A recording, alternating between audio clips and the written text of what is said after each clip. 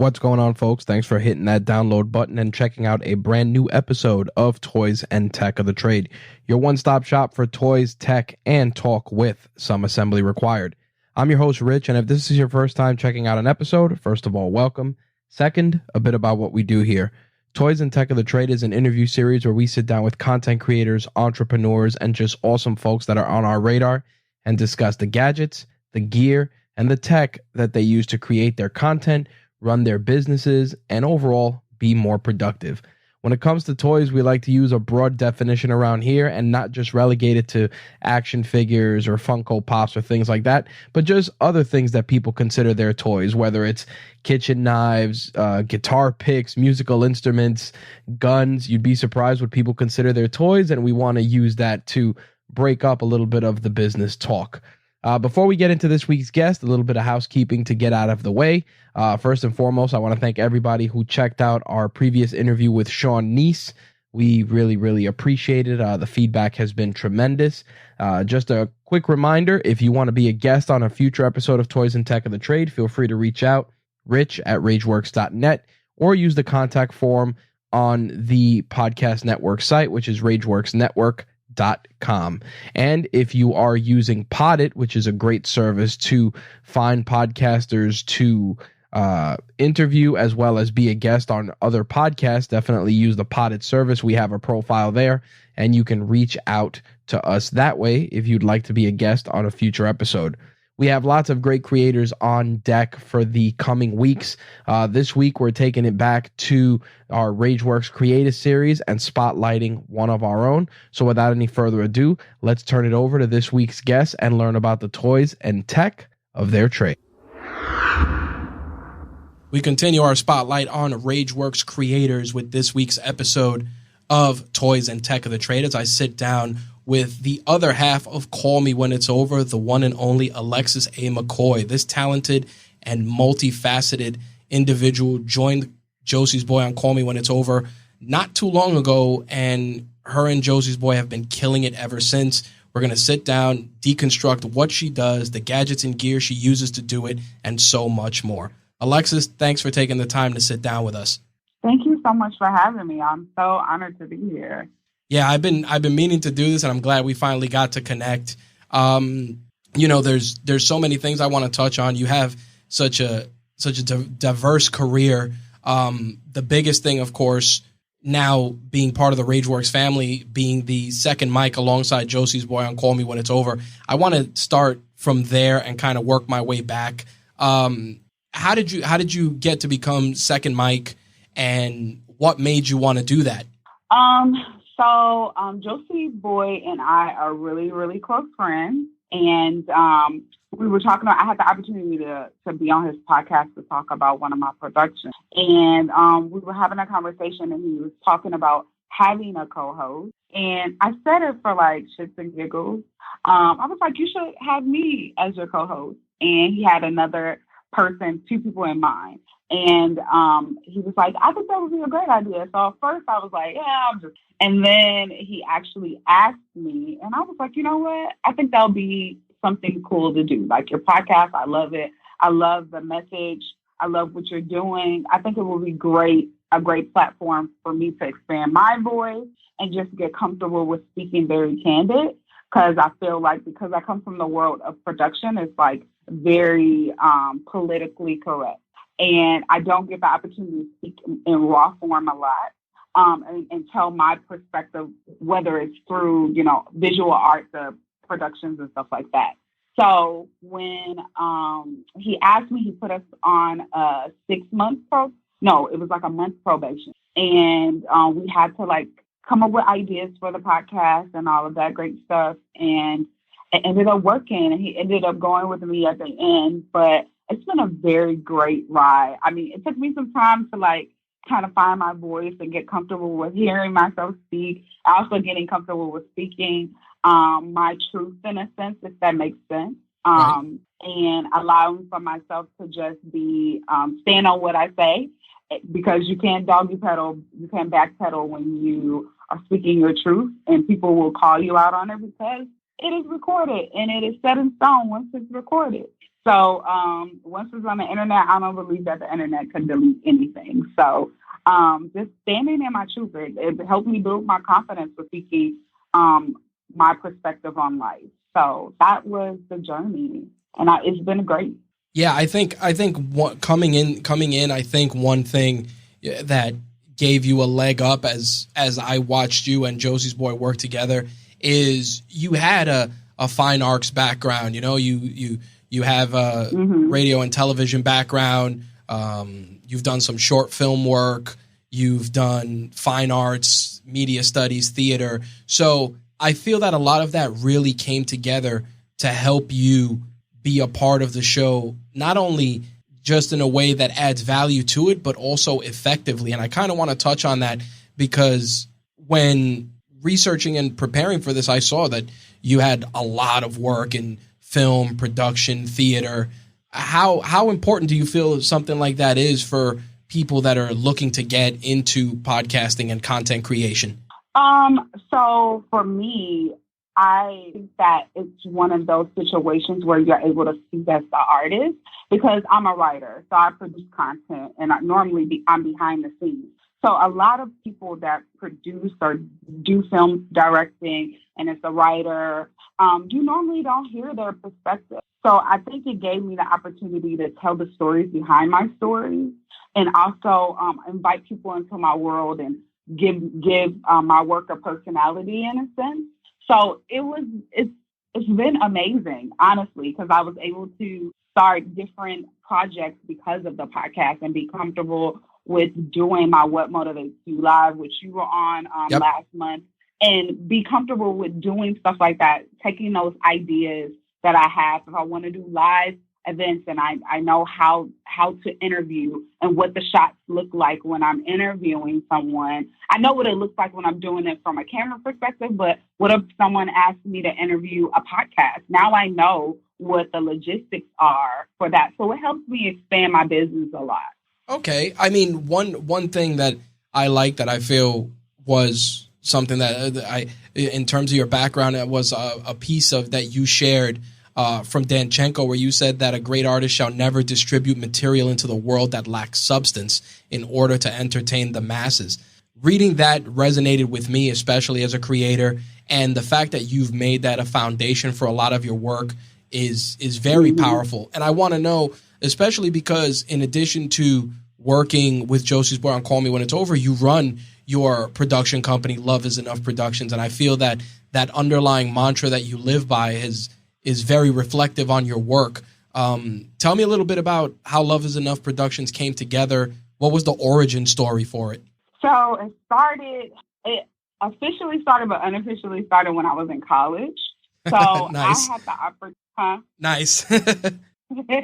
I had the opportunity to produce my own short play. And I had the opportunity I looked at this Black Girls Rock. They used to do it on BET. I don't know if they still do it now. They do a Nina Simone song, and I can't remember what the song is right now, but it was about the four women. I think it's called The Four Women. Don't quote me on it. But anyway, so I saw this performance, and it was just so amazing. It was this, they had like Jill Scott. They had Lettuce up there. There was a couple of other people that had Kelly Price. All of these talented Black strong women up there, and it was a good, like, from a videographer's perspective, and the lighting was good. It was just a great performance, and I was like, oh, this would be so great if it was a production, because they were telling a story. They were giving a narrative, but I thought it was intimate. And I thought it would be more intimate if it was written in play form. So during that time, they asked me to do something for Black History Month on my college campus,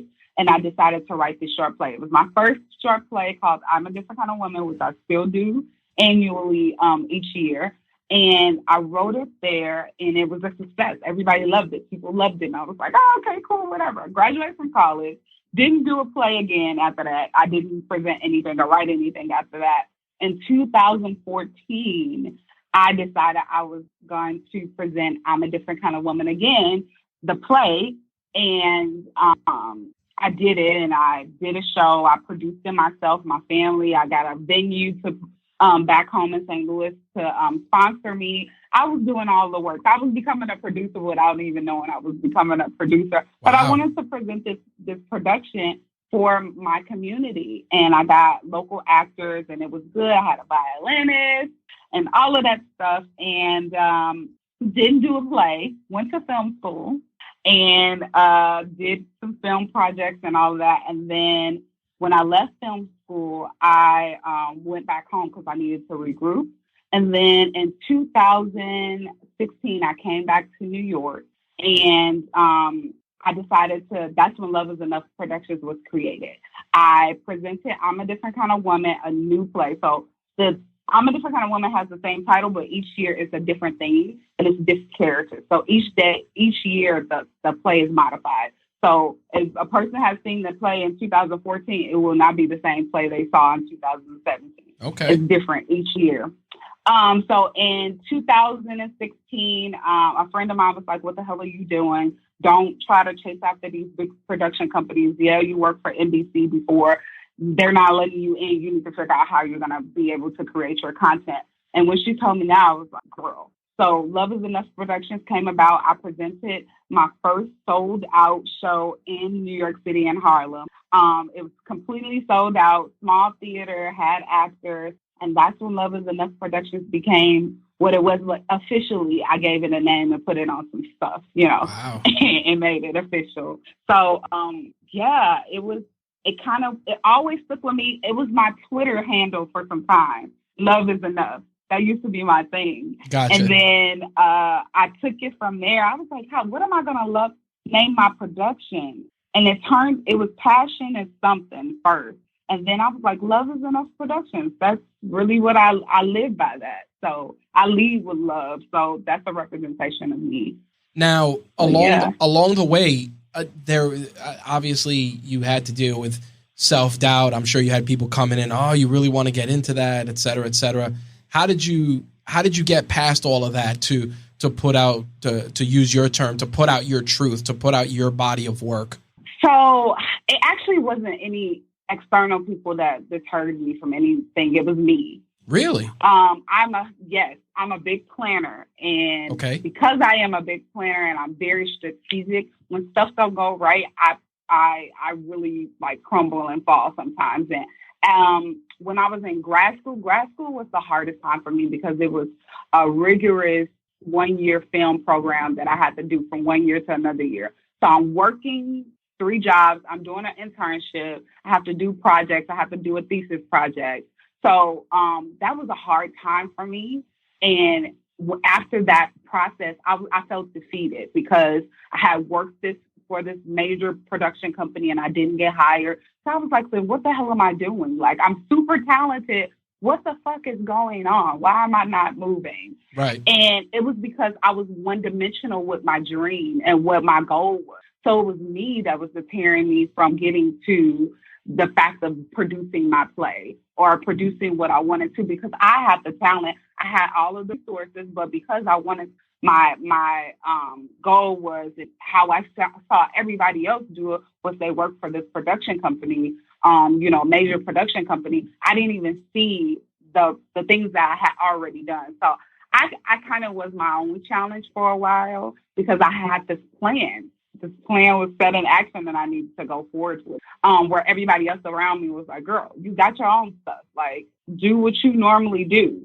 And that's basically what a friend of mine told me. She was like, you've been doing this already. What are you doing? Like, do your own thing. But because I had a plan, it was one of those situations where I was like, I want to stick with my plan. My plan looks safe, but I'm glad that, she kind of kicked me in the ass and said, girl, you got it. And I had to it took me a couple of months. I'm not even going to lie. It wasn't like she told me and then the next week I was ready to produce a play. That's a lie. It took me a couple of months to even it took me a lot of reformatting myself and saying, okay, you got this. You can do this to even get to the point of presenting the first production. So going one step further, you got past it and you reevaluated your plan. You moved forward to get that first production under your belt. Tell me a little bit more about how you started building that initial first production. What were some of the steps you went through? Because of course there's a lot of, you have to find the talent, you have to find the space, etc. How did you go into that, especially, you're doing it to build your own brand. So how was the process for that?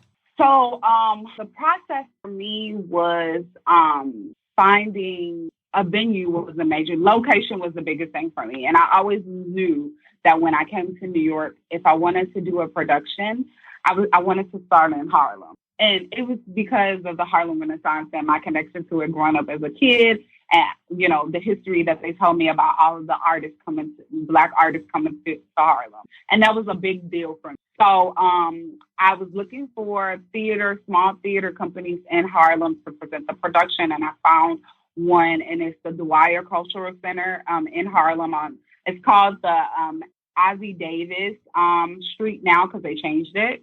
But so I found the location, and it took me, I did it like a year before the production because the production happens in March each year during Women's Month. So I did it in December, booked the venue. The person that I connected with at the venue was so excited because I was so excited about doing the play. And it was a 75-seater, which is a small theater house. And I booked the venue. I will be honest, I spent a lot of money. Really? On my first production. Like I spent between $2,000 to $3,000 on my first production. And that's because I was not very fluid with the negotiations in the city. I was just expecting, I was a little naive. I was just like, well, I'll just pay the money. If that's what you guys want, I'll just pay it. So for me, it was just like, I want to get my production done at any cost, whatever the fuck it costs, I'm willing to put the money down. So after I got the venue, I had already script because I was writing a script after I talked to my friend. I started writing. That's what I started doing, actually. And then I got the venue, and then I went on backstage to get my actors. So I reached out. I didn't do a subscription. You have the option of doing a subscription. I prefer for you guys to do that. But because I could not afford it, I was spending money on my production. I went throughout. I created a profile on Backstage and as a performer, and then I went through and was able to search all of the actors that I wanted.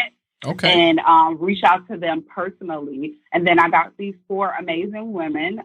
One person was recommended to me by a friend who did a production here in the city. And it was an interesting experience. I'm going to be honest. I didn't know. I'm from the Midwest, so I was new to the city, and I wasn't expecting all of these different personalities. Where I come from, the director and the producer is their production. So you don't go back and forth with them. I had a lot of back and forth, and I had to figure out where my backbone was. It's like, okay, you're a part of my production. I'm trying to satisfy you as a talent, but I'm paying you, right? So you have to do what I say. So it was a lot of me trying to figure out what my backbone, get my voice stern enough to let them know that, hey, I don't need you, you need me type of thing, or we need one another. So after that, we did rehearsal. I held rehearsal at the venue. They allowed for me to do it at the venue. And that was a good opportunity for me. So when the opening night came, I had a friend that I had did film projects with in grad school. We had did a couple of film projects when I came back to the city. He was my assistant director. He did the lighting and sound and all of that great stuff, the editing, because I had multimedia in my first production. So we both edited the films together, the short content. And the production was open for one night. Everybody showed up. It was a success. People were so excited. My sister and my brother came all the way from St. Louis, Missouri to see it, and they were excited. So it was a great night. It really was. Now, I liked what you were saying about growing a backbone to deal with talent and really trying to be more of the authority in terms of you having a command on your project. Now, I want to talk about that a little bit because I think for anyone that's listening to this that's looking to get into production or starting their own production company or even their own line of production, is that something that you feel is going to be one of the biggest hurdles, especially when it comes to dealing with talent? You have to make sure to establish a chain of command or rules of engagement. I mean, in your case, you were saying that you had to really step it up and be firm to establish just keeping your project on the rails. Is that something that a lot of people would have to endure in your shoes, or was it something because you were so nice, and I'm saying nice in quotes? Yeah. No, nice is the word. I was very nice. Because a lot of people probably would have cussed the person out, but right. I was very nice. I will say this: you have to assess if a person is great for your project. Don't just take people just because you don't accept anybody out of desperation. Don't ever do that, because you'll shoot yourself in the foot. Yes, people are going to come with their own adversities. People are going to come with their own perspectives. But I think that if you set the tone with, hey, this is a form, I want you to be able to communicate with me when something is wrong, but these are my expectations for you. Not rules, but expectations. I expect for you to be on time. I expect for you to know your lines. I expect for you to have the production edited at this time and this deadline. Those are expectations that you're setting for them, and letting them know that this is our work, not just my work. Yes, I brought it together, but I invited you to be a part of the project, and your name is on it. So that means that I need 110% because it's our project. And sometimes you might have people that's just like, oh, I'm just here for a check. And those people, sometimes you can use them, and sometimes you just got to let them go. But you got to figure out what's the tone you want to set on your set. And sometimes some people are not meant to be. I remember when I was in grad school, I was a producer assistant on this set. And it's a good film. It's a really good film. And I was excited. I loved the story. I was like, oh, this is so great. So the producer on the set was a lady, and I think she was Russian, I believe. She didn't know how to speak to people. And on the set, they were shooting in this house, and they had dogs on. So the dogs are not going to stay still. And she was like, well, can't you keep the dogs still? I was like, they're animals. Like, Yep. They want to be outside roaming and running. They're not about to sit down unless it's an old ass dog. These are little puppies. They're ready to get the hell out of here. So instead of just saying, hey, go take them outside, you need to do something about this. And she was yelling at me. And I told her, don't yell at me. So for me, they thought I was a problem on the set, but it really was the producer, because she didn't know how to communicate. Right. She didn't know how to talk. So communication is key. When you're speaking to people that you're working with, make sure you have mutual respect for one another. Don't talk to people. Listen to your team. Don't just say, I'm the boss and I'm supposed to be doing what you're supposed to be doing when I'm doing. No, listen to them. Take time to take in what they're doing, because just as much stress as you're under, they are too, because they want to deliver what you're asking for them to deliver. So, you just got to fill it out. I always say that just don't get desperate and just choose anybody to be on your set, because then you'll shoot yourself in the foot. Well, in regards to that, especially because you said you had set criteria, I'm gonna approach it a little bit more broad. When you're working on a project and you're trying to assess what kind of talent you're going to need and what talent is out there, what are some non-negotiables for you? What are you looking for when you're trying to assess talent for a project? Some people may want a certain type of look, a certain type of approach. What's your process for that? So I always go with, look is very important, because if you're the writer producer, or if you are the director or the producer, the writer normally tells you what type of look. It's written in the script. Right. So for me, I normally I'm kind of flexible on look, because a person can look good and not be talented. They can be fucking horrible and look good. Right. So what are you standing around for? Like, I just don't. I go based off of talent. When I go research for new talent, a lot of the people that I work with, I do my Tyler Perry lifestyle. A lot of the people that you see in my productions and stuff, I've been working with them for the last 4 years. So okay. I have my roster of people that I call on. Talent. I invite new talents, of course, but I have like alumni people that I've been working with for years, and I know they're going to deliver. But when I went to go search for these individuals, I go look to see if you got a reel, if you have a headshot. Have you done work before? If you say that you are an actor and I go to your profile and you only got modeling photos, that's not going to help me. That doesn't mean that you're an actor to me. because I need to see your work. I need to see that you've done something. Even if the footage is horrible, I need to still see something. I need to see your work. So for me, I need to see a real headshot. I need to see a resume of things that you've done to know that you have at least, even if you're just getting out of school. I like to work with new actors too, young new actors that are just out of college or grad school, because they're workable. They're willing to learn. They're willing to experience something new. They're willing to, they're sponges. So they're open to learning different things, and they just got out of school. So they have these fresh new techniques that they've been learning for the last 4 years on productions that they've worked on in school. So now they're ready to be professional actors and they're ready to go into the world. So, for me, looks really don't matter. Sometimes it depends on what production I'm working on. But really, in reality, I'm going off of raw. I'm going off of the talent. If you say that you are a person that can cry on key, I need to see you cry. You can't just tell me. I need to see it. So that's big for me. I just want to see you work, because I used to be an actor. So since I'm an actor, producer, director, I know what it's like to be in front of a camera. I know what it's like to be on stage. So I want to see what you can do. You telling me is not enough sometimes, excuse me.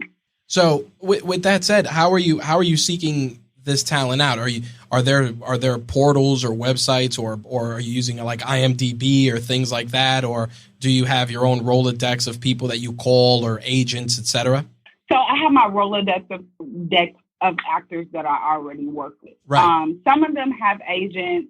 I like to really not go with big name people that have agents. I like to give the kind of like the underdog an opportunity to shine, because there's so many talented people that don't have an agent. They're looking for one, and they need to be a part of a project to build their reel or to build their resume. And they don't get that opportunity because they're not a part of this big name production. So for me, I provide opportunities for kind of the underdog and people that are in between. They've been doing it for years, or they're looking to get back into theater, and they want to rebuild their resume or refreshing it. So I have a catalog of people that I go to. Gotcha. For new talent, I go to Backstage, because Backstage is so reliable. It's a vast majority of different type of people that you can select, and it's just easier. It's more convenient for me than going to IMDb. Well, in terms of working with talent, from doing a play and doing a film, what are some differences in terms of acting that people that are either looking to get into the business, or like you said, are trying to get their foot in the door?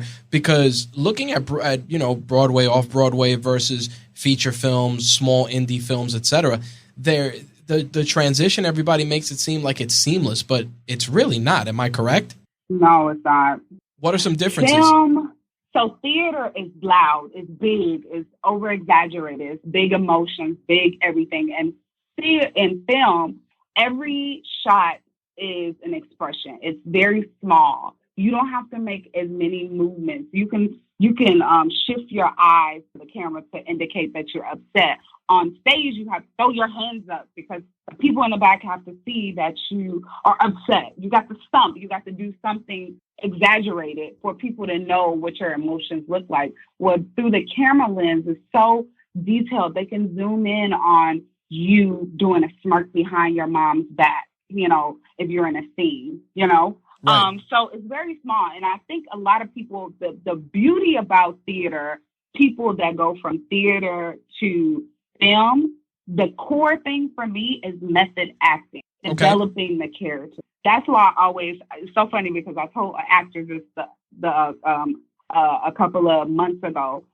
He was like, I think I want to do more theater. And I said, that would be good for you, because in front of the camera, you won't feel like you have to overwork your emotion. In theater, you'll be able to learn how to develop the character and see what little ticks. So if your character is nervous, they're not going to be, twitching. They might tap their fingers or shake their legs. Those are subtle things that the camera will catch without it being so, he's nervous, he's biting his nails, Right. type of thing. So,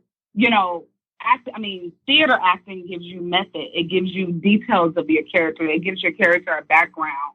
And most people need that. Most actors need that when they go into film, because you have to do so many takes. So you have to know who the hell your character is 160 takes.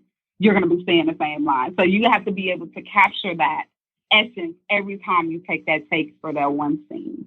I was talking to an actor on the last episode that we did, and we were talking about improv and, you know, the taking improv classes to work on your presentation and your toolkit. As somebody who does all three facets of filmmaking, production, directing, and acting, what are your thoughts on that, on improv?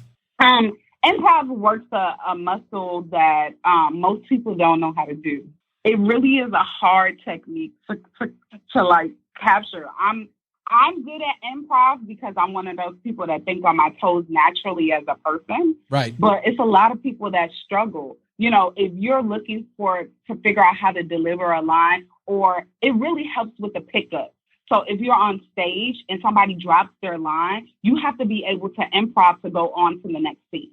You know, it really helps with the pickup and thinking on your toes and being able to get into a scene and get into those emotions really quickly, especially if you're in a musical. Musicals move so fast.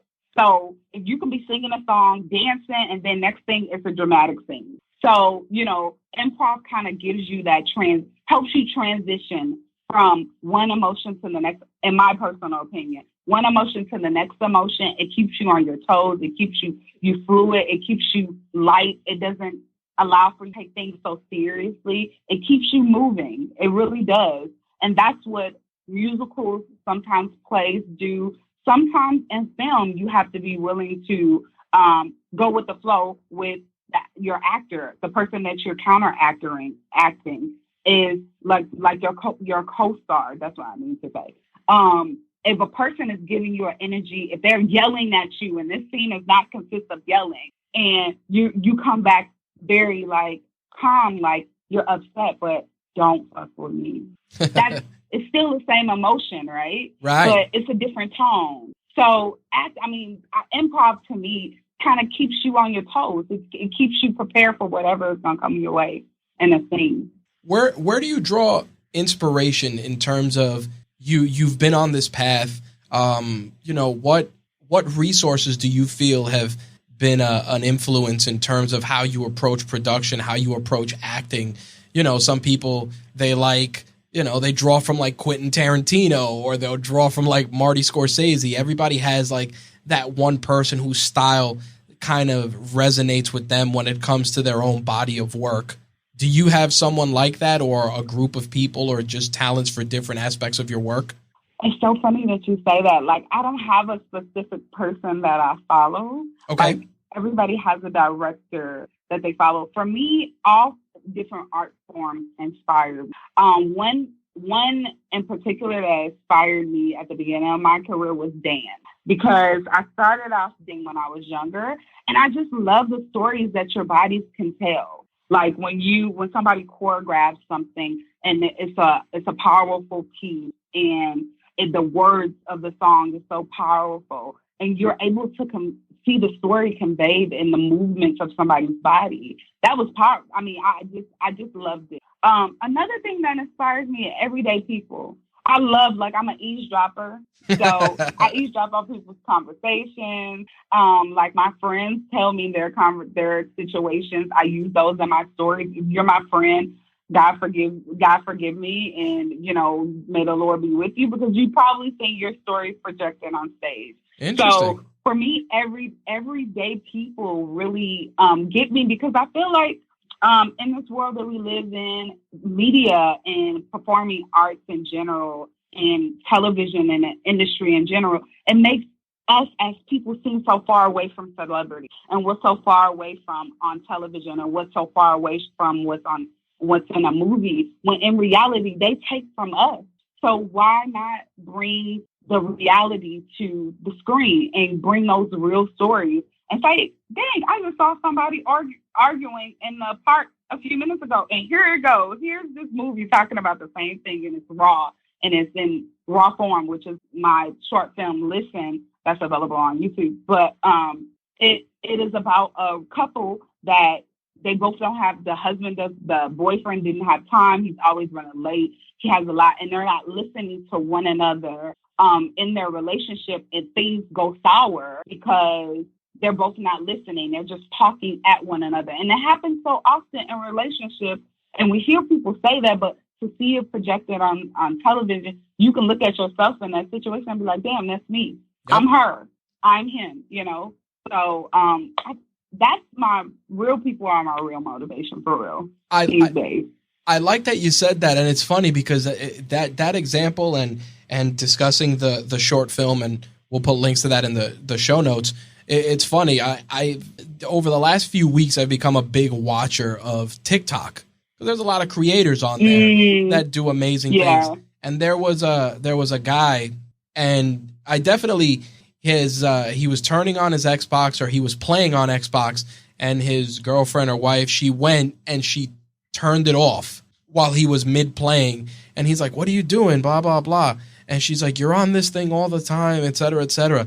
And he's like, "This is all I have." And like the amount of pain in that guy's voice, and it was crazy. Just because, you know, I'm a big gamer, I'm married, you know, my wife is very supportive of all of my endeavors. You know, if I tell her I'm building a rocket to go to space, she'll say, "Where are the plans? Let's start," you know. But like watching this guy have that happen to him, like I could feel to your point, like his pain. And you know, the first thing you do is read the comments, and people are like, "Oh my God, that's terrible. I wouldn't want to be you. You know, I wish that, you know, hey man, that's happened to me." And hearing you talk about that and being on the outside looking in, it's just an amazing example that even if that was scripted or unscripted, it resonated with people because it was true. Right. And it's real life. It happens every day. Exactly. It's not far removed from what you really go through on a day-to-day. And I think that's what film is getting back to. That's what media, what art form is getting, visual media is getting back to. Real life stuff. We're not the Kim Kardashians. We're not jet setting every fucking where. And we're all not in a lovey-dovey relationship. Or, you know, these love stories that they tell where at the end the girl gets the guy. Sometimes the girl doesn't get the guy. Sometimes the guy go on about his life somewhere else with something or someone else. And you're left sitting like, oh, I'm dating again. How does dating look like for me? Right. And I think bringing reality into art form is just, it's better. It makes for a better story. So before we move into the second part of our of the show, I did want to ask, with so much work that you're doing in the community, so many different projects you're working on, where would you like Love Is Enough Productions to be a year from now? If I bumped into you a year from now and I said, "Hey Alexis, how's the production company coming along? Where do you want to be? What's your end game with your production company?" Love Is Enough Productions, you will see its name. You won't bump into me. You will see its name on the end of commercials. You will see us advertised all over the place. But in reality, for me, where I want to see Love Is Enough Productions, I want to have a building. I do. I want a small building that's mine that has my production name on there. And we are producing content constantly. I mean, I'm going into the realm of commercial. So hopefully very soon you guys will be seeing a lot of the commercial work that we'll be producing very soon, focused and geared towards mostly small businesses. So you guys will be seeing those platforms, that content on platforms very soon. So for me, it's just having a building with our names on it, and creating new opportunities for new artists, new videographers, new directors, new producers that are coming on the scene, new writers, new playwriters, new actors, a hub for individuals to jumpstart their careers on any platform that they want to, platform that they're on, and giving them the opportunity to lead with love, because our motto is love is enough, but we educate to change the world. We entertain to change the world. I'm sorry. If our mission is to change the world, if our mission is to entertain, our goal is to change the world. So we definitely lead with that. We want to entertain and change the world. And I think that's what I'm doing constantly, every day. I definitely applaud the work that you're putting out there. You have an incredible work ethic. I always see you working on a project, promoting a project, plus you're juggling a bunch of other responsibilities, plus you're working with Josie's Boy on Call Me When It's Over. It's a lot, you have a lot of time and you maximize a lot of the bandwidth that you have putting out a lot of work. So, much respect for that. Thank you. I want to switch gears. We have a second part of the show, which we like to call the hot seat. It's just a series of rapid fire questions, different things. Some of it related to your professional work. Some stuff is just a little bit more lighthearted to break things up. So we're going to run through the questions, no pressure. You could just answer right off the top of your head. All right. Okay. So when you wake up in the morning, you turn on your phone. What's the first place you go to? Aha! I've been hearing that a lot. No. Oh, no, I'm sorry. My Bible app. Okay. Do you meditate? Yes. Really? Do you keep do you journal also, or just meditate? I just meditate. Okay. What are 3 mobile apps you can't live without besides your Bible app? 3 mobile apps I can't live without. Ooh, that's a good question. This is rapid fire. I got to think fast. I don't know. I never thought that deeply about something. I guess a shopping app, Target. I got to have Target. Instagram. I can do Instagram. And then Seamless. I got to order some. Nice, especially with everything going on. I'm sure that Seamless app has got a lot of play the last 3 months. It needs to be deleted, but So in light of that, and I have to ask, how are you staying motivated in this current crisis? Because it's easy to get your energy sucked out. How are you staying motivated? How you got those creative juices flowing? Nobody but God. I have to give him the honor and the praise for that, because I prayed before doing the beginning of this process. I had like a mental breakdown because I was like, what the heck is going to happen? I was encouraged to do with a friend of mine a prayer and fasting plan on the Bible app for 21 days. Okay. And in those 21 days, God gave me all of the confidence, all of the motivation I needed. He gave me so many ideas. Everything that you guys see on Love Is Enough production came from him. And my prayer and my fasting and my meditating, he was able to give me so many amazing ideas and jumpstart a lot of projects that I've been doing that you guys have been seeing on my page. So that's God he's the one. There you go. All right. What's a website you recommend to people often? A website that I recommend. Okay. It's not a website. Can I say an app? Sure. Yeah, absolutely. Can I say an app? Sure. The Calm app, the Calm meditation app, you have to pay for the subscription, but they have free meditation sessions that you can listen to. I recommend that people get into meditating, especially during these times that we live in right now where things are so stressful and, your mind can wander a lot and you have thousands, millions of thoughts cross your mind. And, when your mind overworks with stuff, it can become very, very restless. I encourage people, even if it's just for 1 minute, even if it's just for 2 minutes, just go ahead and listen to the app and meditate and spend some time with yourself, thinking with yourself and being centered. I always encourage people to try the Calm app. Very nice. What's a movie that you like that a lot of people don't? Okay, my favorite movie is The Devil Wears Prada. I love Meryl. She can do no wrong in my personal opinion. She probably could. Mamma Mia was not her best, but that's one of my great films. One film that people might not like is She's All That. Wow. I like She's All That. That's one of my favorites. Nice. Growing up. Yeah, that's definitely unexpected, and that's a film that definitely causes division. Right. People will be like, nah, I'm not watching it. as an actor, director, producer, what's one film that people that are looking to get into this field, what's a film that you feel they should watch? What's a must watch that checks off all the boxes for you? Ooh, it's so many films in the world. Well, what's one that comes up? I mean, we could do more than one, but what's one that you always feel that you have to recommend, that you tell people like, hey, if you want to get into this? Moonlight, powerful story. Yep. Powerful narrative.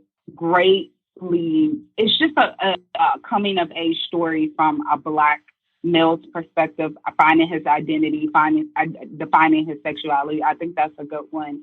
And also, one documentary that I would recommend, it's a documentary series, which I thought was very powerful, is Their Need for Us, or the way they see us, or not that one, not the Ava DuVernay. It's a documentary like they need us or something. They gotta have us. I think it's they have to have us. But it's a documentary about Black filmmakers and how we push forward in all of the films that we made in Hollywood, and the origin of Black Hollywood and all of that stuff. So that's a good documentary that I think is great to diversify different forms of filmmaking. It talks about European Black filmmakers. It's just a great documentary. I have to give you the exact name because I can't remember it. Okay. But that's one. And then what would be another one that I recommend people to watch?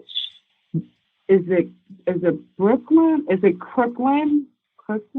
Don't quote me on it. Just skip it. I'm sorry. I'm thinking about a movie, but I can't. It's a Spike Lee movie about the little girl. They live in Brooklyn. They have the brownstone. I can't get the name. Huh. Well, you can always send it to me, and I can always put the link in the show notes. Yeah, I can't remember the name. Sorry. That's all right. Yeah, that's a good. What was the last book you read? Oh, the last book I read was Seizing Your Divine Moment. And who's the author? And The Becoming. The Becoming was actually the last.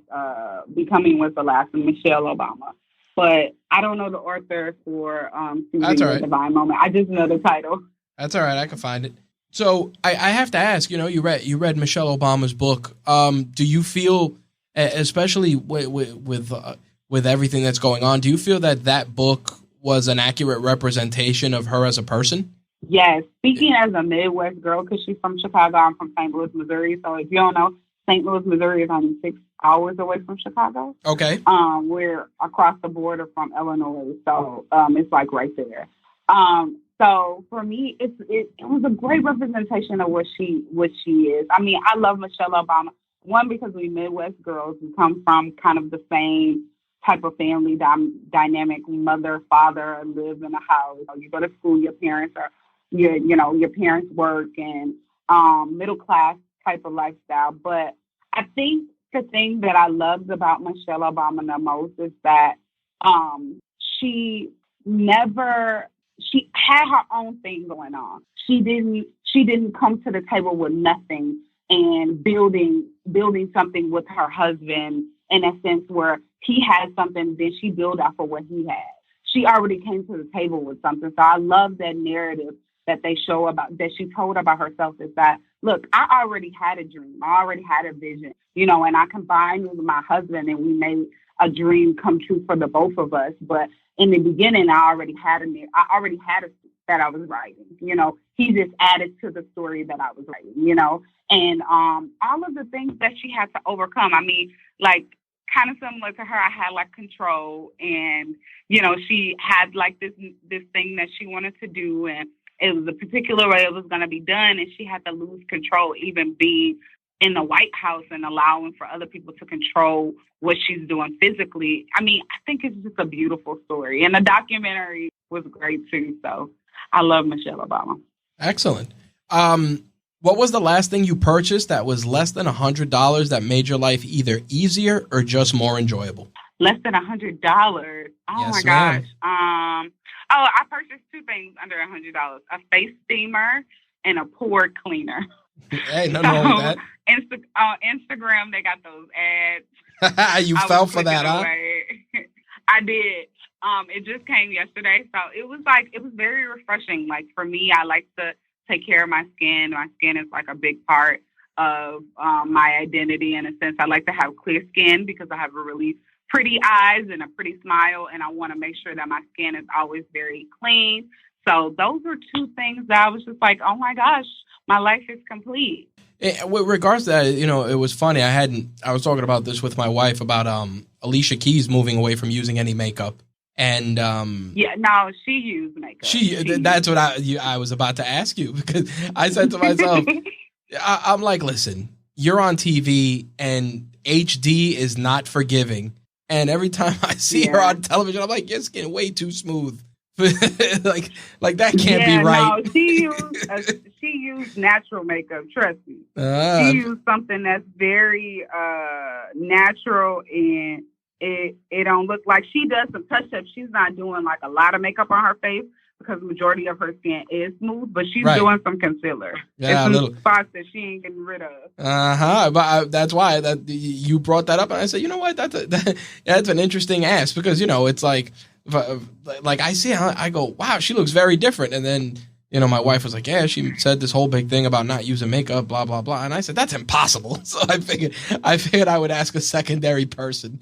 No, it's not impossible, but, the face has natural curves and all of that type of stuff that, my face, specifically for me, when I'm really, really tired, I get really bags under my eyes. So my skin might be clear, but I might have dark circles. So sometimes you got to touch that up. So she wears something. There you go. As always, we talk about tech, but we also talk about toys here. What was your favorite toy growing up? My Cabbage Patch doll. I had the whole family. I had the little brother. I had the mom. I had the sister. And I had like the Christmas baby one. I loved my Cabbage Patch dolls. I was so heartbroken when one of them, my little cousin, flushed one of them down the toilet. Oh, no. I don't know how that was possible, but he did it. Those were dolls that my grandmother and my mom would buy me constantly. And then because they had the brown dolls, that was a big thing for our family, because my mom always wanted something in the household that looked exactly like me, or the people that are around me on a constant. So my Cabbage Patch dolls were my family. They were my siblings, because I'm the baby. Gotcha. Biggest difference between the Midwest and New York that you had to adjust to? People being nice in the dirt is dirty, and you guys don't have like, oh no, really the biggest change is no stars. Really? It's not unless in the city you can't see any stars. Right. There's so many lights. There you go. That makes sense. That's the biggest thing I miss.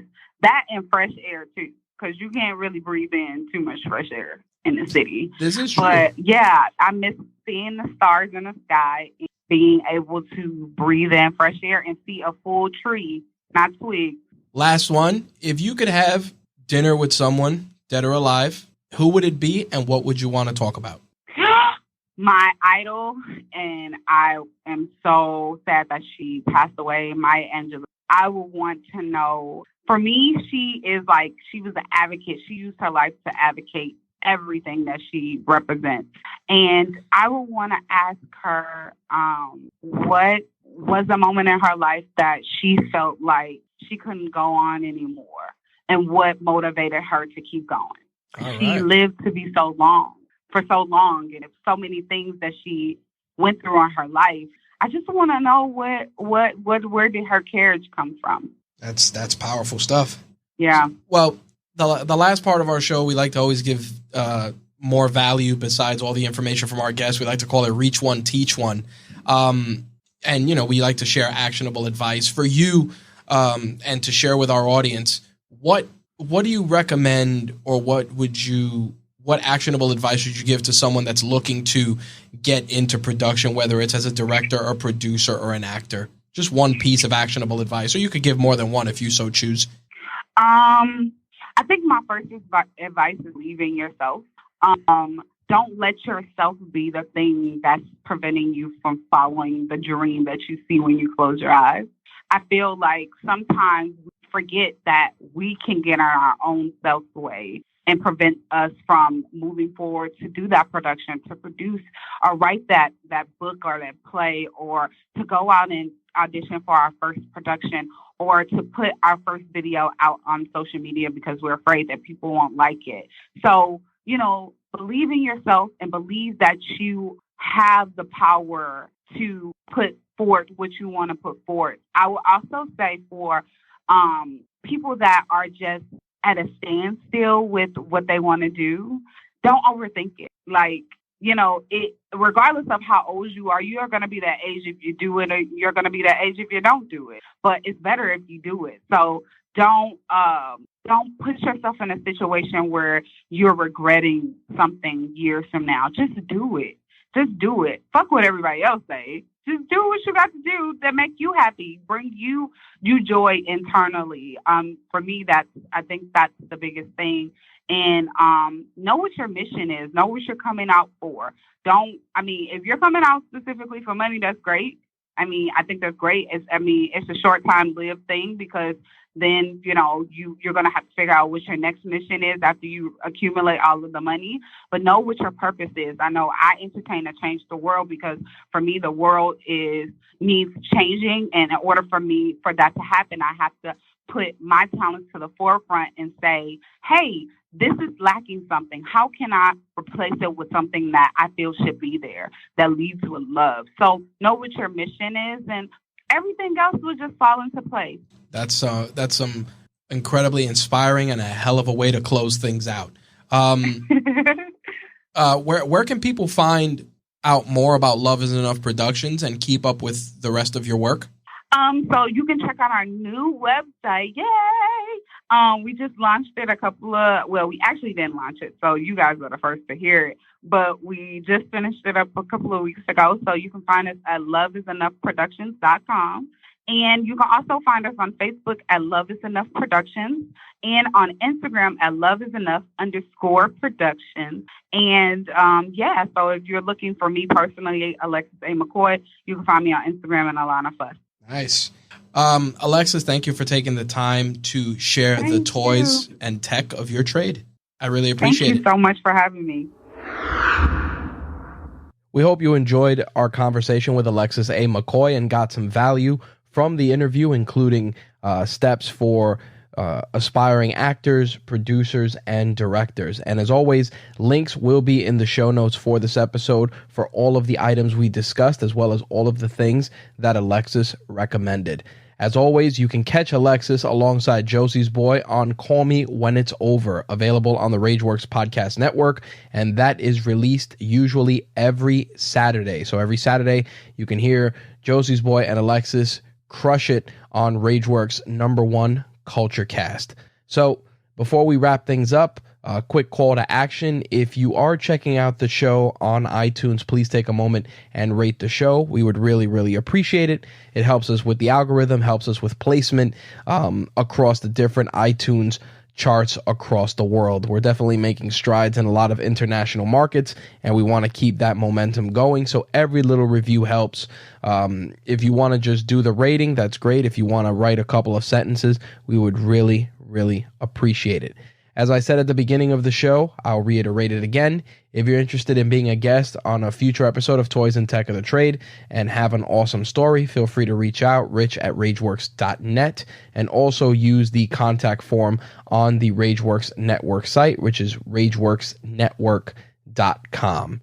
With regards to social media, of course, you can find Rageworks on any of your favorite social media platforms, just Rageworks or some variation of Rageworks. In the case of Twitter, it is Rage_Works. But you can find us on Instagram, TikTok, Facebook, etc.